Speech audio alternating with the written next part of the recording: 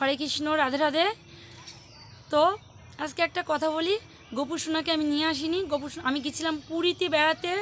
ওখানে জগন্নাথ দেবের মাসি পিসির বাড়িতে পুজো দিতেছিলাম। আমি পুজো দিতে গেছিলাম। পুজো দিতে গিয়ে আমার মনে যেরকম হাত পেতেছিলাম, ওখানে গাঁদা ফুল কোচানো পান্ডার আমার হাতে দিয়েছিল। দেওয়ার পরে ওই ফুলের ভিতরে আমার একটা ছোট্ট গোপু সোনা চলে এসেছিলো। তো অনেকে নিয়ে আসতে বারণ করেছিল, তো আমি শুনিনি কারোর কাছে। আমি গুরু বাবার কাছে বৃন্দাবনে ফোন করেছিলাম, বললো না, এটা হলো পুরীর গোপাল, মানে সাক্ষী গোপাল, তুই রেখে যাবি কেন, তুই নিয়ে যা। তাই আমি সেই থেকে 2015 সাল থেকে বাড়ি নিয়ে এসে গোপু সোনাকে পুজো দিই। তারপরেই পরপর সব এই এক এক করে আসছে। কেশব আসলো, আবার কে আসে দেখা যাক। আশা আছে তোমাদের আশীর্বাদ আর তোমাদের ভালোবাসা পেলে আমি এগোতে পারবো। তোমরা যদি একটু সাপোর্ট করো তো অবশ্যই সবাই তার নিজ নিজ বাড়ি চলে আসবে। পরপর